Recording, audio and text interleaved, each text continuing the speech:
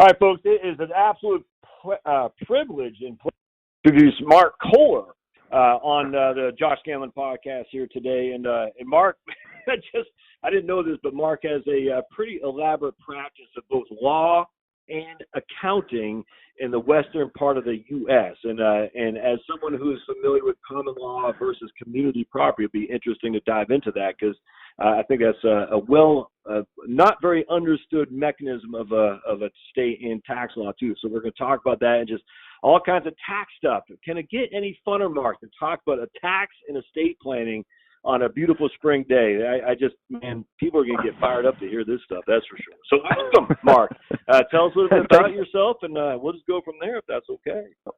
Oh, yes, sir. Thanks for having me. No, I love this. And if you're just tuning into the podcast, please don't turn it off. At least hear maybe a few details of what we'll be talking about, because as I've discovered, so many Americans are starving for just practical, good, small business tax and legal advice, and that makes sense. So we're going to have a good time. I hope to give some insightful thoughts. And I'm a CPA attorney, partner in a law and accounting firm, and written a few books, and speak around the country. I have my own podcast I've been doing for over 10 years. And we just have a lot of followers that are trying to live the American dream and make ends meet, and just need a good, solid advice on a place I can go for advice for tax and legal. So, Josh, thanks for having me today. No, absolutely. And folks, Mark is M-A-R-K. Mark, I think I typed M-A-R-C. So it's M-A-R-K-J Kohler, K-A-H-K-O-H-L-E-R on his YouTube channel. He's got almost 30,000 subscribers right now, and over 100, you've uploaded over 100, it looks like 150 videos. So lots of wonderful information there on YouTube too, and I'll put a link to the podcast as well. But tell you what, Mark, before we get started, just tell us about your YouTube channel. What made you start that? What was the genesis, so to speak? Because that's pretty cool to have that wide of an audience for sure. Oh, you bet. Thanks. Well, probably about 12, 13 years ago, it started by me catching the vision that I needed to brand myself a little bit more. We had a great law and accounting practice that we started 20 years ago, and we were starting to speak around the country and help, again, people in all sorts of demographics and no matter where they lived in the U.S. And someone said, Mark, you need to write a book about this. I'm like, oh, all right, I'll try. And started writing a book, and then my first book on asset protection and the truth and what's all the scammers out there trying to set up in Nevada and who knows what. And so I started the book. And as soon as you write a book, then you're like, okay, now I got to get it out there and put it in bite-sized pieces. And we started the radio show, and I thought, okay, now video's starting to explode. And so we started shooting a little video, and it just kind of evolved quickly where now I try to kick out a new video a couple a month, if not, on insightful topics that are fun and easy. And then so the YouTube channel's just evolved that way, and we're trying to be anybody out there that is trying to make some money, we'd love you to subscribe to our channel. I think you'd find it really helpful. So that's where it evolves. So good stuff. No, that's spot on, and that's great. It's funny because, folks, before we start recording, Mark and I were just briefly chatting about just getting information out there. People are just hungry for information without being sold something. And, worst case scenario is you watch a YouTube video from me or one from Mark, and you say, that guy's a loser and never talk to us again. But best case scenario is that, hey, that guy gave me a lot of wonderful insight I never thought about. And, at some point you might say, I might want to look into hiring those guys or whatever you want to do. Frankly, it doesn't matter. It's completely contingent on your own needs. But the best thing about it is YouTube and podcasts, you get to figure out the information that you want to listen or watch and then go from there. It's wonderful. It's free. It's crazy, Mark, how this is it's just the old days of using Value Line to analyze stocks and having to go down to the library to read up on the latest changes in 1040. It's incredible how just remarkable we are in terms of information getting out there.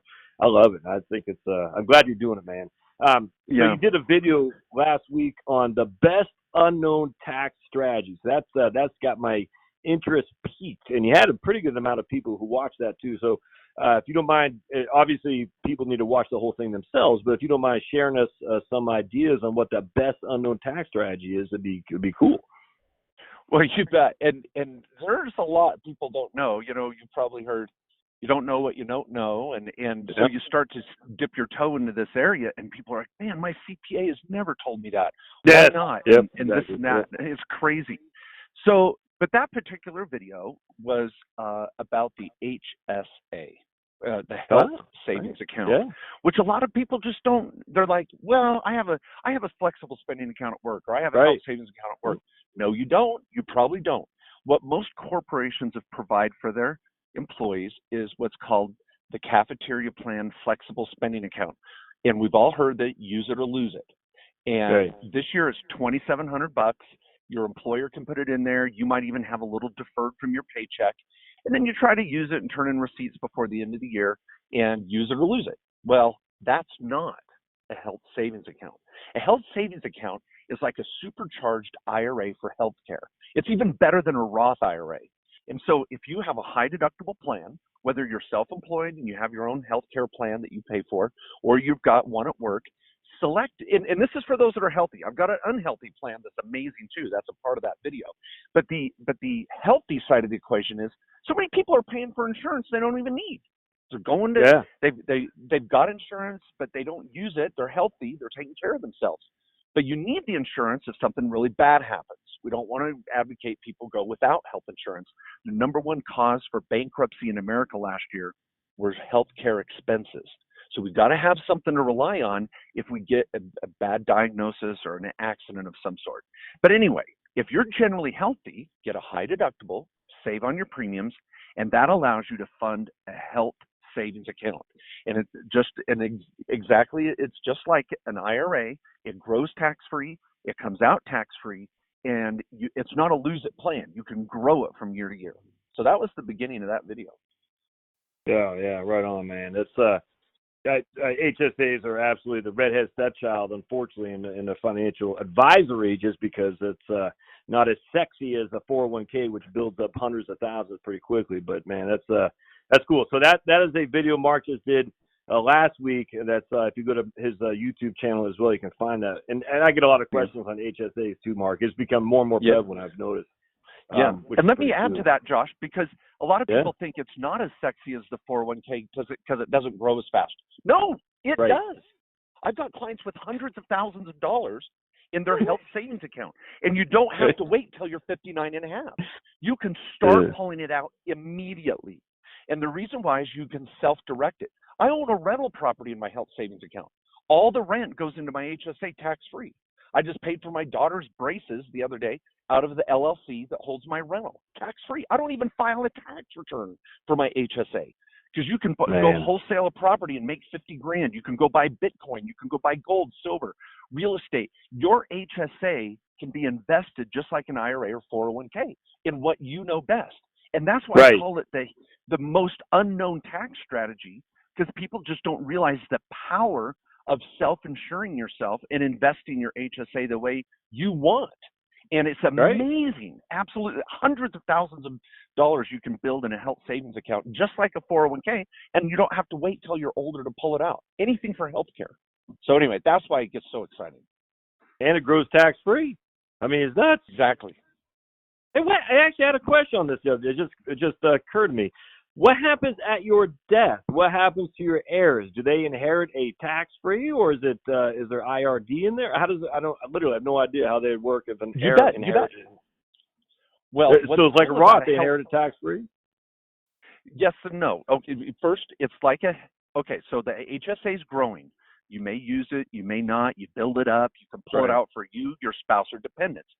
At age 59 and a half, if you want to pull it out for retirement and non-healthcare reasons, is treated just like a regular IRA. You pay some taxes, not like a Roth, but if you pull it out for healthcare, it's like a Roth, tax-free.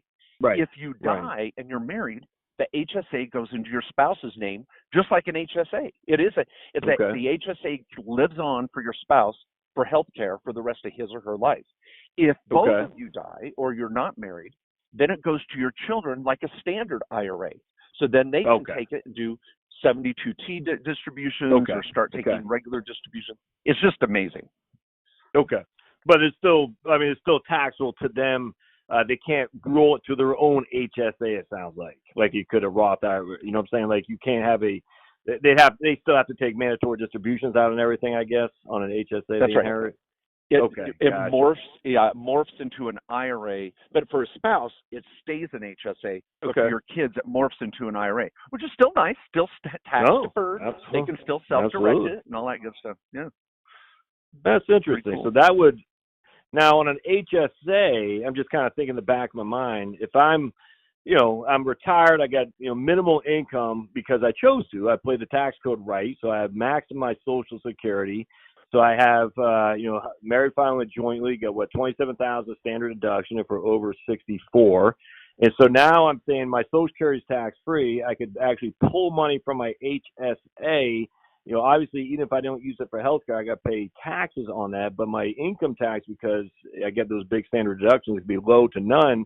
And I could still then, in turn of that, leave my Roth to my kids so they can inherit that tax free. That's so HSA. All it does, it gives you. I mean, not all it does, but it gives you just another arrow for your quiver when it comes to tax planning and manipulating the tax code to your benefit. I just Mm-hmm. Yeah, you want to have multiple buckets. Everybody. Exactly. You want to have you're building the Roth, you're building your Social Security, you're building your IRA, you're building your 401k, you're buying rental properties on the side. You've got all these little buckets. Well, one of the biggest costs people don't foresee when you turn 55, 65, 70, healthcare. That's it. Medical expenses are going to be your number one cost. The number one reason why people take early distributions from a 401k is for healthcare. So why not build an HSA that has no penalties, no tax whatsoever to pay for healthcare? So it's just another bucket for a specific purpose. Yeah. And exactly. And you can, again, invest it however you see fit as you self-direct it. You don't have to go through a standard bank or a standard broker-dealer unless you choose to use Wall Street investments. You can use more unique and Main Street type investments. Could you use your HSA tax-free for dental implants, or does it have to be a medical doctor, not a dentist? Any idea? You bet. So if you want to know the list, and it is long, go to IRS Pub 502. It's IRS publication 502. It's a book. I mean, it's like 70 pages, and it tells you all the things that can come out for dental, good. eyes, chiropractic, acupuncture, massage therapy, prescription drugs, hospital visits, mileage to go to the hospital, overnight stays if you're at the hospital.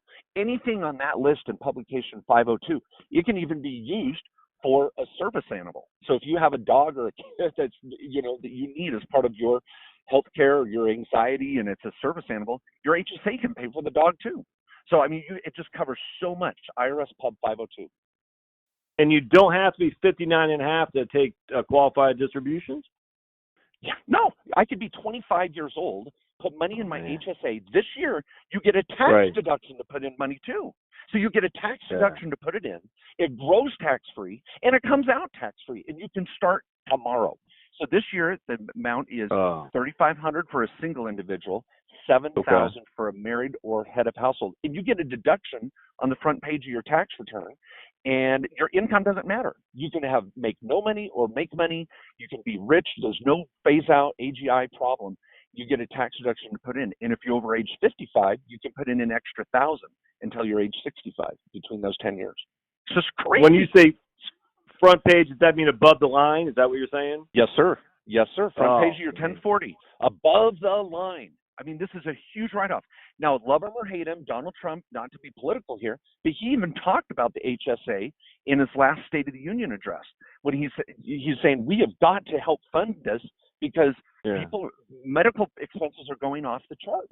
And the insurance companies aren't generally a fan of HSAs because it takes them out of the equation. And so you want to get the insurance company out of the mix. When you go into a doctor or hospital and do cash pay, don't you get a discount? All the time. If you walk in somewhere and tell the doctor, I'm going to pay you cash, they're like, really? I don't have to wait 2 months to get reimbursed from Medicare or the insurance company? Yes, I'll give you a discount. And now you're negotiating for your health care. How novel is that? Take the insurance company out of the mix and pay cash. Yeah, right. Oh, man, that's music to my ears. All right, so with HSAs, again, you can use, so it's above the line deduction. You get it tax-free for qualified distributions, which are a book, the size of, I don't know, whatever, the Bible, you know what I'm saying? And then on top of that, it grows tax-free as well. I do think that qualifies for the best unknown tax strategy there is, your live stream you did the other day. That's nuts. And then you could choose you could put a Vanguard Index 500. You can do whatever you want with it. Like you said, you did even different things than that as well in terms of how to invest it. Yes, sir. Yes, sir. It's crazy. And finally, I'll just say, some people are going, well, I want one. How do I do it? So let's just talk practically. Right. Again, you have to have a high deductible insurance plan, which is, I think, $1,350 deductible if you're single, about $2,500 to $3,000 if you're married. And you may say, well, Mark, that's a high deductible. Well, again, this is for those of you that rarely go to the doctor anyway. Right, healthy crowd. Exactly. So it focuses you on being more healthy, not running to the emergency room for a sniffle, going to urgent care on Monday morning rather than the ER or during the weekend and running up big costs. So high deductible plan is what the government's trying to say. If you'll self-insure yourself and be more cost conscious and cut down on the salt and the sugar and all those things, we're going to reward you by letting you self-insure yourself. So look, next time you enroll, bottom line, people, when you enroll in your insurance this year, or you may even have one already, find out, is this a high deductible plan and does it qualify me for an HSA? Then you can go anywhere. We go to directedira.com to set up a self-directed HSA. You can go to a bank and just open up the account and start plopping money in, tax deduction, and invest it however you want. Pull it out for healthcare. You brokerage firms too, right? I mean, they custodian of HSAs too. Okay, gotcha. So, yes, sir. Yes, sir. When I hear bank, I think CDs and stuff. And that, if you're healthy and you're young, you want that sucker to grow, so you can do it where are more growth oriented. Okay, gotcha. Yeah, that's sweet, man. So that I was reading an article the other day about some lady who says, dental implants have become more and more expensive for Medicare beneficiaries because it doesn't cover a lot. And I said, I never even thought about that. And given, like $4,500 a tooth or something like that, I mean, you're talking a significant cost to you. So where's that money going to come from? Well, if you can get it from your HSA that you established 20 years ago and just, I'm obviously not 20 years ago, but, 20 years now, 20 years in the future, I mean, that would cover everything tax-free. You get a tax deduction on the front end, tax-free on the back. I mean, there's no other account that does that. It's nuts. Exactly. Now, let me throw out one other piece of this. And I what's funny is I get on a podcast like this, Josh, and the conversations just evolve. And obviously, you didn't plan on talking about healthcare as much today, but it's so important. So one other piece, if I may, for those people that are unhealthy, then we have what we use in our firm for our clients, and we've been doing it for 15 years, is the HRA. It's called a health reimbursement arrangement. Now, again, it's not the use it or lose it plan. It's not the HSA. It's an HRA. So if you're a small business owner, now here's the requirement here. I'll just tell you what about. Any of you out there that own a small business on the side, now it's estimated now that 1 out of every 3 Americans that are working Americans today have a side gig. They're trying to make money on the web or a small service business on the side because people got to make ends meet. So for any of you that have a side gig, a little VRBO, Airbnb, you're driving Uber, whatever it is, that's a small business. Well, your business can give you an HRA plan. So now I can deduct my medical inside my business, which is far better than an itemized deduction. So like you said, Josh, you can take the standard deduction, which was off the chart this year, and in your small business, pay for your health care as a deduction. That's a little trickier, and I've got, it's in my book. I got a whole chapter on it. I call it Kohler care, not Obamacare. It's called Kohler care. You'd love it. But the HRA is for small business owners, and it's another piece of the equation you can even add on top of an HSA for any of you out there that have a huge dental bill, eyes, LASIK, maybe, again, prescription drugs. Who knows what you're going through with kidney dialysis or cancer. You've got a lot of medical expenses. Let's write them off in your business. So that's another piece to the healthcare equation. And so being a business owner constitutes, YouTube channel, VRBO, Uber driver, all that stuff. That's right. One of the best ways to live the American dream and to make some extra money and provide better retirement and lower taxes is to have a side business. I'm not telling everybody quit your day job, but just have something on the side.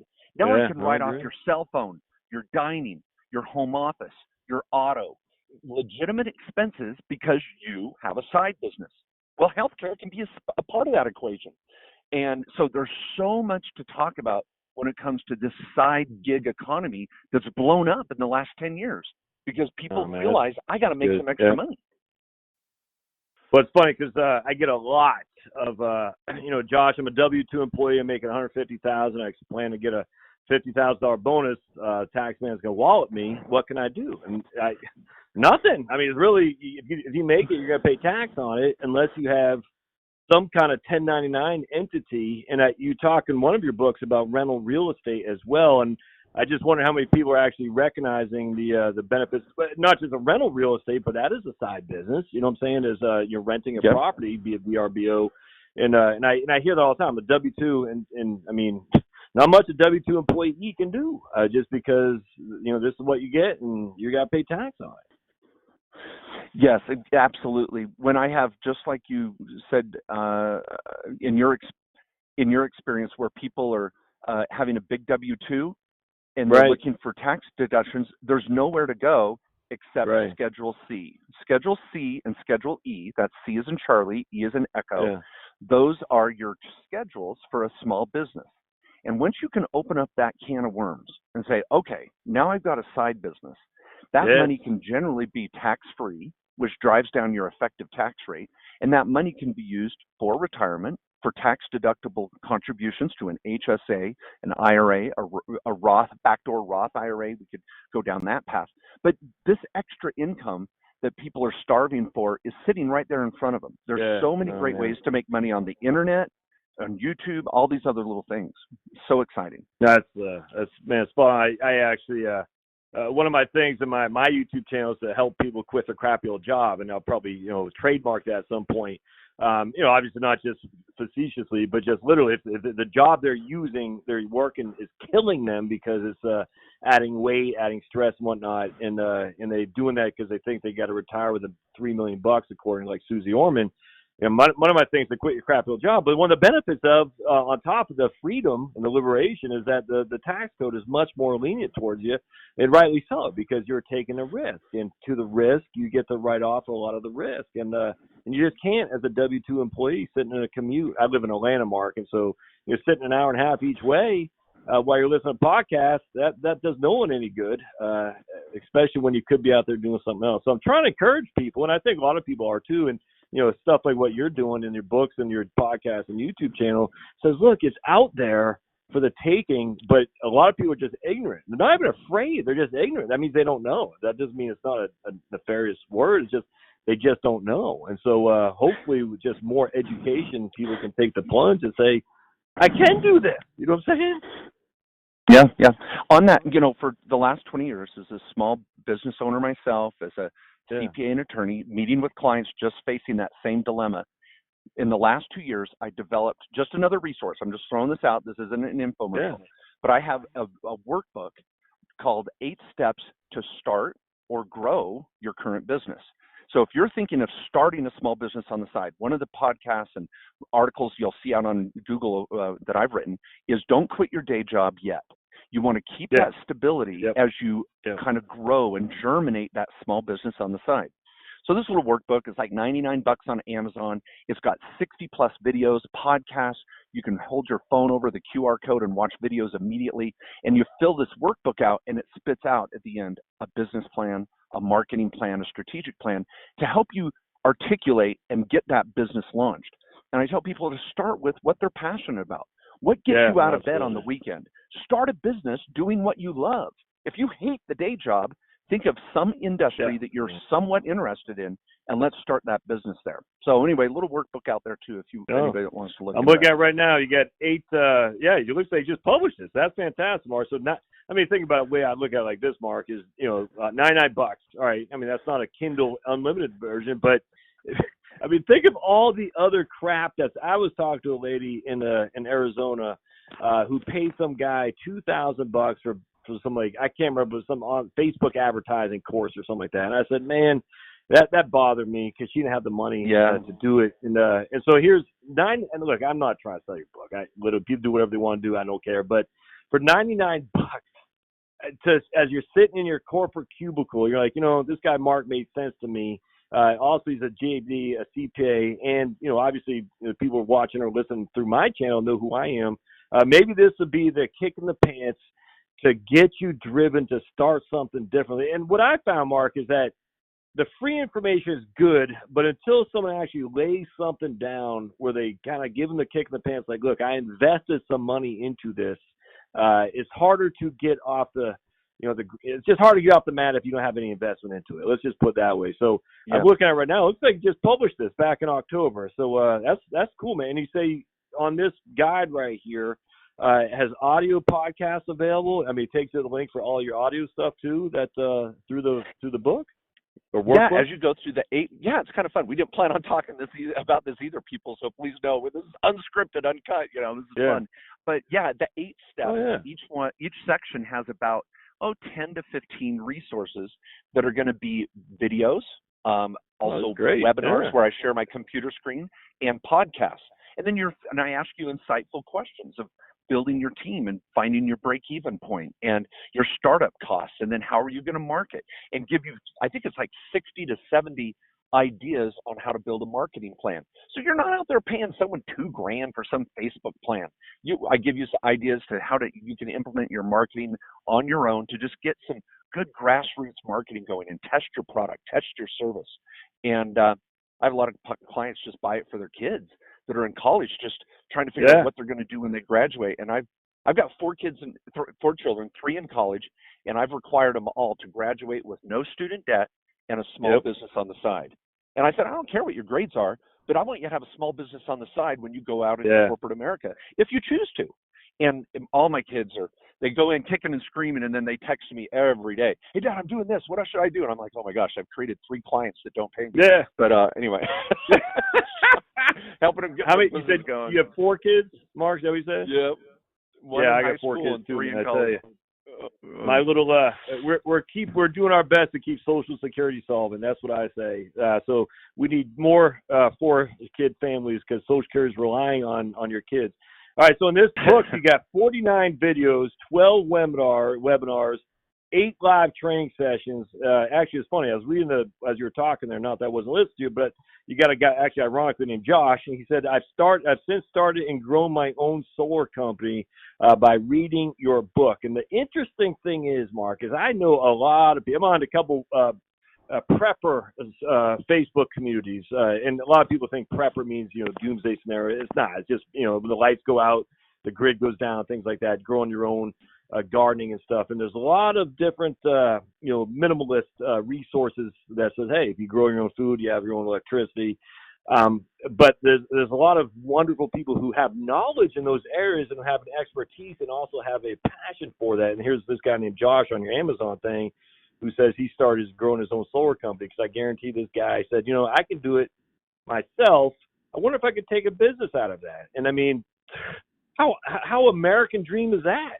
How awesome is that, man? It is. And I've got clients that start fishing businesses or hunting businesses or businesses on the web selling a product they love to build, crafting, carpentry. And sometimes it's just as simple as saying, you know what?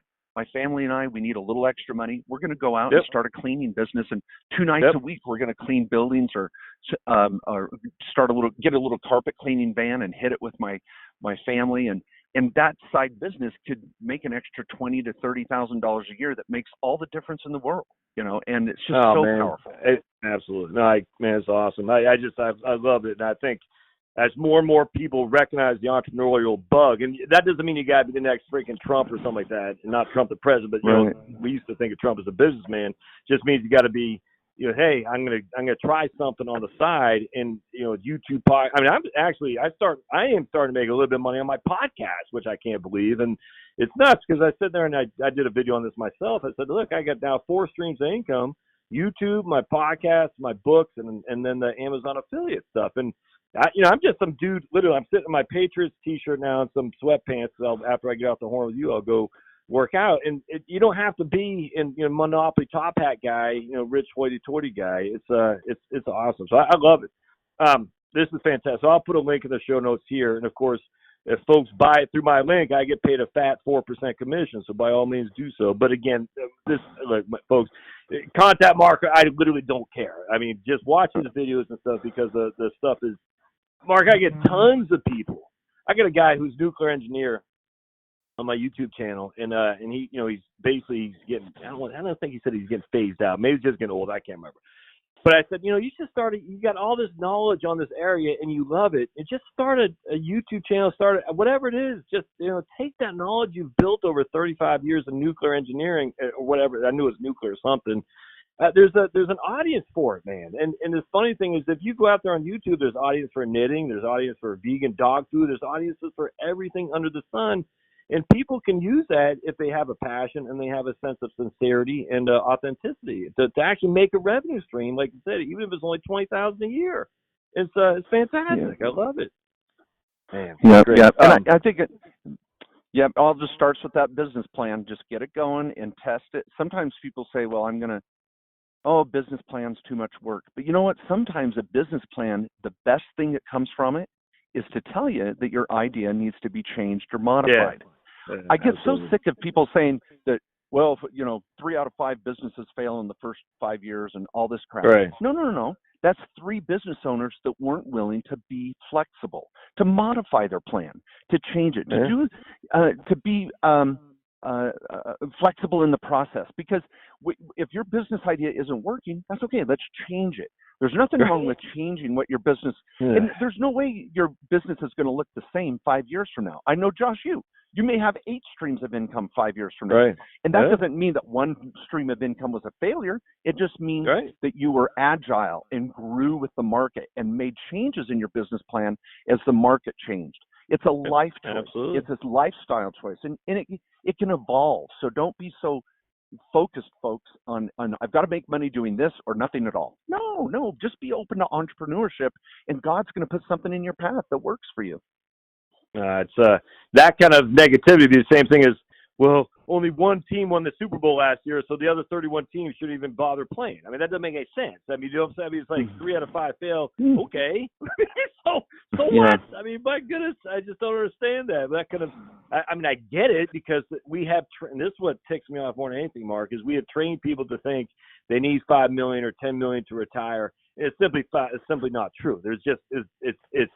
The financial industry is so trying to scare people to work in their crappy old job, saving every penny they have as opposed to doing something that they love in order to get rich off it. And I've come 20 years plus in this business. I know for a fact financial industry wants people to save more because that's how they get paid. And so all these people go around, just like with storm clouds over the head thinking, 5 more years before I can enjoy my life. I said, man, those 5 years aren't promised to you, man. And I think about the parable of the talents. Like, God gave you living in America. Don't squander that because of negative stuff of the news. And just it really bothers me, actually. So having people like you out there and myself and others just saying you can make this happen. And anyway, so that's awesome. Right, I'll put links to all this stuff in the show notes. And again, shameless sales plug. If people buy it through my link, Mark, I'll get paid a commission of a big 4%. So if every time they buy a book from you, that's $4. I'm a capitalist, man. I'm not too afraid to admit that. Tell me a little bit, just your overall thoughts. Just let's see, time check. Okay, good. We got a few more minutes. 2 things I want to make sure we talk about here. Overall thoughts. I love the Trump tax bill. I love it. Any way we can simplify the tax code is good. Any way we can increase standard deductions is good.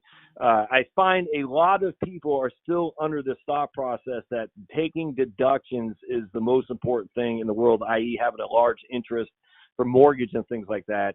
And I just say, you're not going to take a deduction. The vast majority of us aren't anymore because of higher standard deductions. And I'm kind of leading you. I don't want to do that. But just thoughts on what the new tax law is relative to the average person out there. Is it, because I'm hearing a lot of people, my refund isn't as large as last year.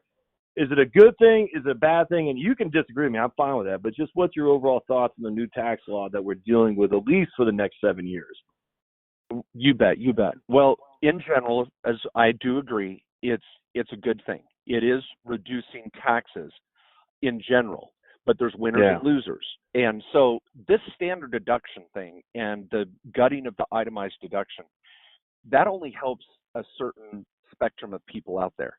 If you make less than $100,000 a year, you have a modest home, maybe one or two kids, maybe single or married, doesn't matter. But if you're only making, and I don't want to say only, I don't want to insult anyone, but if you're making between 50 to 100 grand, you're going to save taxes. And if you say, well, my refund's not as big, well, I suspect that your paycheck was a little bigger during 2018 when they adjusted the withholding tables. So don't think of your refund as being the barometer of saving taxes. I would presume, again, your paycheck went up incrementally last year when all those tax tables were adjusted too. But here's the thing. It is simpler for those folks that just want to plug in a W-2, take a bigger standard deduction. That's fine. But that's only maybe 20% of America. Everybody else that used to itemize and still will, they're not going to save as much in taxes. They're going to get hurt. And they want to know, what can I do? And so the other good part of the tax bill, there's really three main sections: the individual section, the corporate, big corporation section, where there was a lot of changes to big C corporations, and then Main Street, the small business owner. Now, taxes did not get simpler for the small business owner. They got more complex, but there's a lot of new tax deductions that are amazing. The auto deduction is better than it's ever been in 40 years. And the new pass-through deduction gives you a 20% write-off on the profit in your business.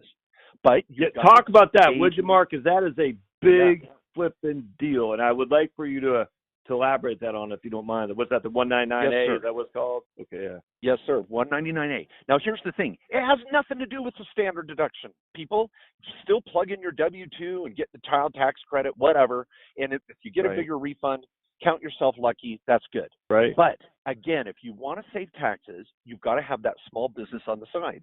And the government is helping subsidize that. If you make $1,000, you get a $200 write-off at the end of the day. That's a 20% deduction on the profit in your business. They want you to go out and stimulate the economy, and they're going to put money in your pocket to do it. And so if you make $100,000 in your small business, you literally get a $20,000 deduction. That's crazy. And so for you small business owners out there, you've got to engage with your accountant, your tax advisor, and go, all right, what am I going to do with auto deductions and buying equipment this year? Should I have an S corporation? What should my payroll level be? And what's the 20% deduction going to be? You're not going to do your tax return on TaxSlayer or TurboTax this year if you're a small business owner. It is more complex, but the opportunity for tax savings is huge. So that's the 20% deduction, which is a cornerstone of that new tax legislation too. No, I've my wife works for a firm, and it's funny because this is the first year of it, and everyone's like, well, it's like let's just put it this way, it's so new that a lot of CPAs, never mind just regular enrolled agents, are still kind of, what do we do here and there and there? But I'm telling you, man, that is worth its weight in gold. Are you advising clients about that they were ignorant of it before? Are you guys saying, hey guys, this is what's going on now, so there's a lot more opportunity here, even if it costs more to actually file your taxes because there's more paperwork, more time and whatnot, but the benefit is gigantic because of being a small business owner? Absolutely. And people I are frustrated sometimes when they're like looking for the best deal in tax preparation. Right, exactly. I'm not trying to be self-serving here, but folks, if you've got a good tax advisor, the more you pay them, the more they save you. If I have a client do a consultation with me and we prep their return for $500 or $1,000, my goal is to save you $10,000. Where you go, oh my gosh, I did, and I'm not kidding. I do. I want to show my clients, look what your tax refund or tax bill was last year. Look what it was this year with a little bit of planning. And then when I give them the bill for $800 or $1,000 or who knows how much it costs, sometimes lower, sometimes more, they go, oh my gosh, you're expensive. Oh, really? Go do your 10 taxes on TurboTax then. Because it doesn't, for crying out loud, you've got to upgrade your professionals sometimes, folks. And I know that your listeners aren't that tight, but don't be afraid to spend some money planning. And I'm going around the country teaching classes to other CPAs and enrolled agents on the complexity of how to do this. And it's amazing. It really is. But it takes a little bit of extra effort.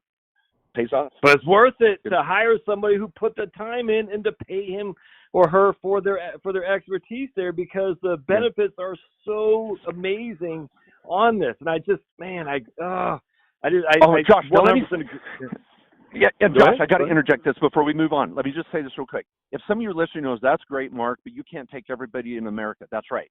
So let me say this. When you go out to interview your accountant, to talk to your accountant you may have been using for years, I challenge you to bring up 3 or 4 topics. Say, hey, have you heard about the health savings account? What do you think? If they look like a deer in headlights, you got the wrong accountant. Number 2, ask them, I'm starting a small business on the side. What do you think of the new auto deduction and the dining deduction? What do you think of that? Again, if they have to go to their desk and look at a book to tell you the answer, you've got the wrong CPA. And ask them finally, should I do a Roth, an IRA, or a 401k? And tell me about the S corporation and the 199A. Again, if they stutter and look like a deer in headlights, you've got the wrong accountant. Do they have a newsletter? Do they have their own podcast? Are they reaching out to you, Josh, asking you to have a tax planning session? If your accountant is not being proactive, you've got the wrong accountant. Folks, you're the captain of your ship. Find out who your first mate is. Make sure they know how to tie all the knots and they know what they're doing. If they don't, throw them over the side and get a new one. Man. Could not agree more. I say the same thing on financial advisory. I said, man, you're paying we had a guy, it was just on my YouTube channel, I said he's paying like $27,000 a year in investment fees alone. I was like, this is nuts, man. And we're just doing some basic tax loss harvesting. I mean, the most basic stuff, Mark, just tax loss harvesting. And he said, I couldn't believe it. I said, why the hell are you paying? I don't get it. I mean, because a good tax guy would probably cost you $4,000, and it was frustrating me. But it's a lot of people just don't want to take action, and I get that. But man, this is your money, folks. It's not theirs; it's yours. And same thing with the tax guy. All right, last question I have to ask you, and then I'll let you get on your day here. But would you mind if you take a minute or two or whatever? Community property out west versus common law property out east in terms of step-up basis and stuff, Mark. So I talk a lot about my YouTube channel about the benefit of step-up basis, how I'd much rather inherit from my dad a mutual fund or even better a stock that has a $1 million capital gain than an IRA that's got $1 million in it. So, but now that's obviously step-up basis outside of an IRA and whatnot. But just, would you mind just talking about that community property versus common law? Because I don't think a lot of people get it, and I think there might be missing a lot of opportunity here in terms of not getting proper legal guidance and tax guidance as well. Does that make sense what I'm asking you? Yes, it does. And here's what it boils down to in a nutshell, and I know we're coming up on our time here, is folks, if you own assets and you've worked really hard to build up some net worth inside your personal residence, your rental property, your stocks, maybe some raw land, a cabin, a beach house, a farm, there's equity there. And when you pass, you want to make sure that your family gets stepped up basis as much as possible. And if you're in a community property versus a common law state, it's going to vary. But the easiest way to solve all this, here's, guys, the silver bullet. Get an estate plan. Get a revocable living trust with an attorney that's going to design it where all your assets are held by the trust so your beneficiaries get a stepped up basis no matter what state you're in. Don't even worry about the minutia, people. And if you try to start putting your kids on title or your spouses, we're joint tenants, rights of survivorship here, you're going to jack it up. And you're going to have probate, and you're going to have lawyers and the government in your face. The easiest solution here, so that you don't have to feel like you have to be a rocket scientist, is just meet with an attorney that does regular revocable living trusts for no more than $1,500. And a good estate plan solves all this. And it'll last the rest of your life. We charge $800 for a single person, $1,200 for a married couple in any state doing their estate plan. So if you're in a community property state or common law state, it doesn't matter. The trust is going to own it and nail it down because the trust figures it out. That's what the trust purpose is. And so I just think it's a lot easier for people to just pull the trigger, get your estate plan done, and put it in the drawer. Make sure your assets are in the name of the trust. You're off to the races. Exactly. When you all write up trust, do you walk them through to making sure they're retitling their assets into the trust, Mark? Yes, we call it funding the trust. There's really 3 steps in a trust prep process. Number 1, any good attorney is going to gather information. What do you want done with your kids and your children, right. or your brother, your sister, your mom, your dad? You may be single, married. You might be in a partnership rather than a same-sex relationship or something. But you've got unique planning. Everybody has. So step one is defining what your goals are. Number two is getting it drafted and signed. 2 witnesses. You're going to have powers of attorney for healthcare, finances, a will, a trust. And then third piece, don't stop at number 2. Third piece is just transferring your assets into your trust. We call it funding the trust. And we have a paralegal that walks you through it, your life insurance, your finances, your real estate, and your LLCs, your corporations, everything's in the name of your trust. Then you're done. You don't have to update your trust every time you buy something. Just use the trust name. So if I call you Josh and go, hey, Josh, you need an LLC in Oklahoma. You're buying a rental? Perfect. What's the name of your trust? Oh, okay, boom. Josh Family Trust. Okay, and then your trust owns the LLC. I don't have to change your trust. I just use it like a driver's license. So constant funding is simple. There's no annual fee. There's no tax return. It's just a way to prevent probate, prevent waste by your family, and get stepped up basis on everything you own. Boom. And help with the incapacity too. I mean, I hate to say it, but if you're incapacitated, yeah, exactly. Totally. That gets overlooked a lot. Mark, where can folks find you, man? You bet. MarkJKohler.com is a great starting point. You can get to my law firm or accounting firm, and from there you can sign up for my free newsletter. Check out my podcast, YouTube channel. So it's Mark J, as in Jolly, Kohler, KOHLER.com. Newsletters there every week, free. Good deadlines, and little videos, little articles. So your firm is still taking clients on the tax and the legal side, because you got those 2 firms, one as an attorney and one as a CPA. So you're still taking clients on for both sides of the advisory services? Yes, sir. And on the accounting side, folks, if you make a change, we're going to file an extension. And 60 to 70% of our clients file extensions. And you actually reduce your chance of an audit. You reduce your chance of an audit by extending. It's okay, people. Don't feel like April 15th doomsday. Send off an extension, send in a deposit if you think you're going to owe, and then we can massage it and rub our hands together and save you taxes in the summer so you get a refund check when your tax return's done right. Interesting. Don't settle for someone. It's no big deal. I did not know that. That's interesting. Okay, cool. I didn't know that if you extend it, you have less of an audit probability. That's interesting. For real. And it doesn't cost anything to do an extension. I mean, right? I mean, no. The IRS, just got, like I said, if you've got to pay a little bit of you got to pay the whole, let's say you think you owe $5,000, you're not quite sure. You got to pay the whole $5,000 when you filed the extension, or a part of that? Oh, good question. Some people are like, Mark, the last thing I want to do is pay the IRS interest. Okay. Right. Make a deposit and cushion it. If you think you owe $5,000, send in $5,500. Then we're going to work on your tax return and hopefully get you a refund of $2,000 or $3,000. But you're not going to pay the IRS interest. But think about it, Josh. What do you do? What do you do when you give that money? You're giving the IRS an interest-free loan. Yeah. They're going to hold your money until you get a refund. They don't send you interest. They don't. Right. Now, so I have many clients, many times I'll guesstimate a little bit. I'll send in a deposit in April. But if I end up owing in July or August or September, it's okay. The annual interest rate is between 7 to 8% to the IRS. Right. I'm just borrowing money from the IRS until I pay my bill. It's no big deal. Not just for a couple months too, by the way. It's just not a huge. Just people get so. That's 3%. All right. Well, come on. Good stuff, Mark. Man, this has been fun. And folks, I'll put links in the show notes and all that. And of course, if you want to, I highly encourage you to sign up to Mark's newsletter. It's free. You'll learn something. At worst case scenario.